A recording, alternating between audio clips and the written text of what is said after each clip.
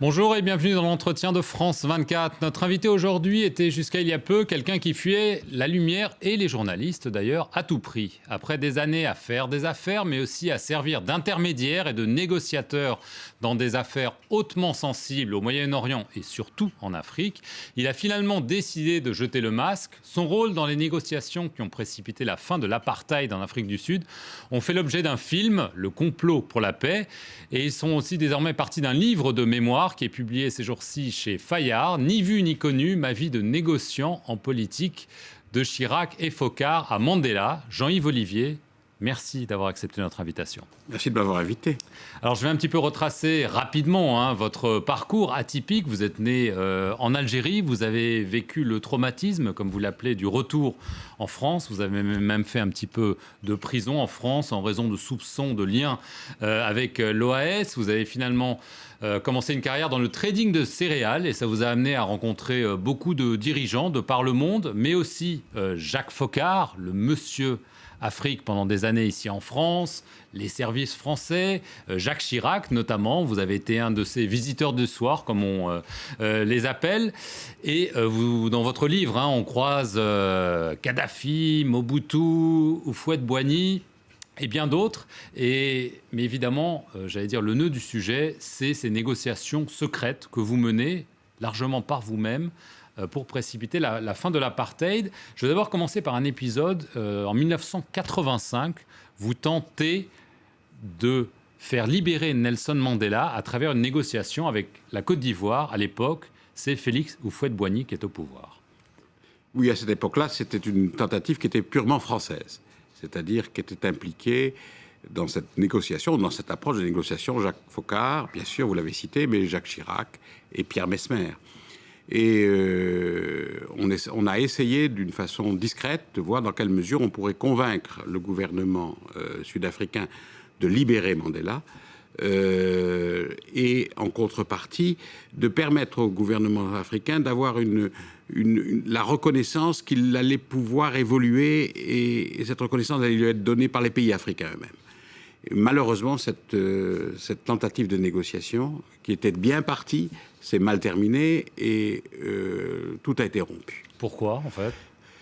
Écoutez, je crois que les exigences des Sud-Africains de l'époque vis-à-vis de l'Afrique noire, en particulier du président Houphouët-Boigny, qui avait accepté de participer à cette négociation, étaient, disons, d'un niveau qui ne pouvait pas être accepté. Et Houphouët a rompu les négociations avec cette phrase remarquable, en demandant aux Sud-Africains de quitter, en leur disant « Vous pensez être la tribu blanche d'Afrique, vous ne l'êtes pas.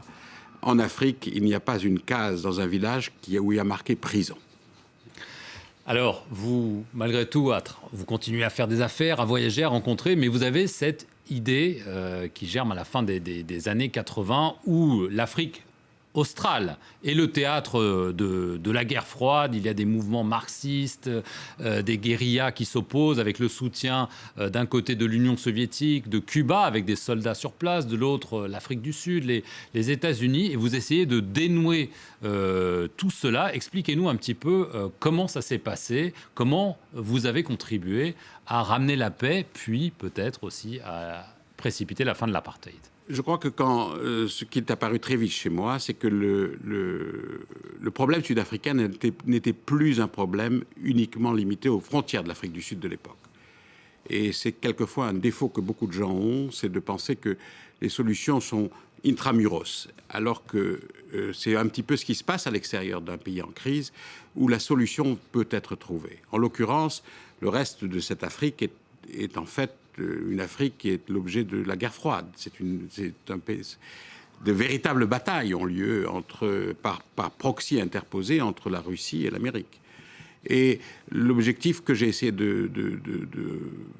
d'atteindre, c'est non pas de gérer le problème interne, c'est-à-dire la communication entre les Blancs et les Noirs, mais d'abord de créer un environnement de paix au niveau des voisins. Et c'est sur ce à quoi je me suis attaché. Alors, il y a beaucoup d'épisodes qu'on n'a pas le temps de raconter ici, mais il y a notamment un échange presque surréaliste de prisonniers qui intervient en septembre 1987 à Maputo, au Mozambique. Racontez-nous quand même, c'est presque rocambolesque. C'est peut-être pas rocambolesque, parce que finalement, ça s'est réalisé. Il fallait redonner le sentiment qu'un dialogue pouvait s'établir entre les pays de la ligne de front, c'est-à-dire les pays qui encerclaient l'Afrique du Sud et l'Afrique du Sud, mais également entre les pays qui encerclaient l'Afrique du Sud et les puissances internationales. Donc, quoi de mieux dans une zone où il n'y a pas de contact, où il n'y a pas de communication possible, que proposer que on va faire un échange de prisonniers. Chacun avait des prisonniers. La France avait un prisonnier français qui s'appelait Albertini, qui était détenu en Afrique du Sud. La Hollande avait un prisonnier hollandais, Klaus de Jong. L'Afrique du Sud avait un capitaine, c'est très important, c'est le syndrome israélien, qui était prisonnier en Angola. Et il y avait des prisonniers de l'UNITA et du MPLA, qui étaient les mouvements soit gouvernementaux, soit de rébellion. Donc l'idée est venue que finalement on pouvait mettre tous ces gens-là et qu'on pouvait les échanger. Ça m'a pris 7 mois, mais j'y suis arrivé. Et en effet, à Maputo, en septembre 87, l'échange de prisonniers a eu lieu. Voilà. Alors, ce n'est pas tout, parce que c'est un échange de prisonniers, mais vous décidez de poursuivre cette initiative en rassemblant des ennemis jurés dans le désert du Kalahari pour une sorte d'amorcer un véritable dialogue pour essayer peut-être de faire en sorte qu'on se parle enfin et que l'apartheid prenne fin.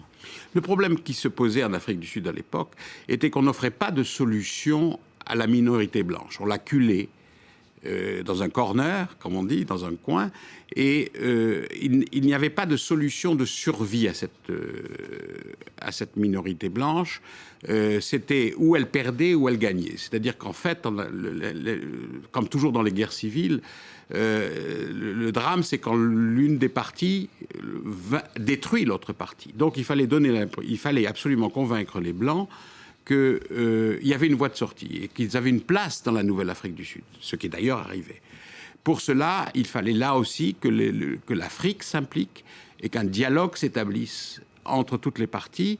Et l'échange de prisonniers m'avait donné cette possibilité extraordinaire d'avoir acquis une capitale de confiance, c'est-à-dire que je pouvais moi-même garantir, cautionner d'autres interlocuteurs en disant vous pouvez aussi faire confiance à celui-là.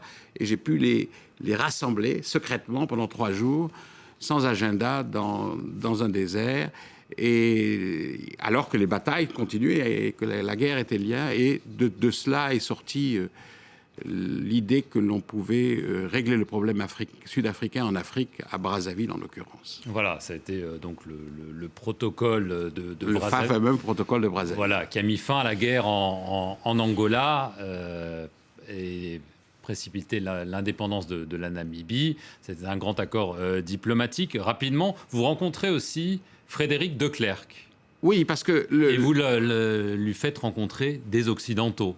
À l'époque, c'est ça, c'est-à-dire que il était clair que un des obstacles qui était en face de nous était le président P.W. Botha, qui était un arqueboutiste déterminé, et que dès que le système sud-africain s'est rendu que c'était un obstacle à la négociation, il l'a remplacé. Il l'a remplacé par un nouveau venu qui s'appelait Frédéric de Klerk, mais qui allait devenir le successeur de Botha, et personne n'allait voir en lui celui qui allait devenir le négociateur de la fin de l'apartheid. Donc il fallait, moi je savais, parce qu'on m'avait informé que c'était l'objectif qu'il allait remplir. Donc je lui ai fait rencontrer M. Barroso, qui est aujourd'hui aux communautés européennes. Et qui était, secrètement. Secrètement. Et là, M.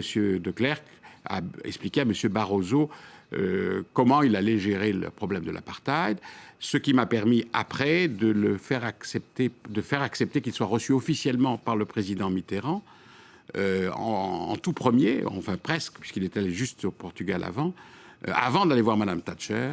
Et le président Mitterrand m'a fait confiance et a reçu M. de Klerk en grande pompe, et pour l'encourager dans cette détermination d'en terminer avec l'apartheid. Donc, S'en est suivi la fin de l'apartheid, la libération de Nelson Mandela.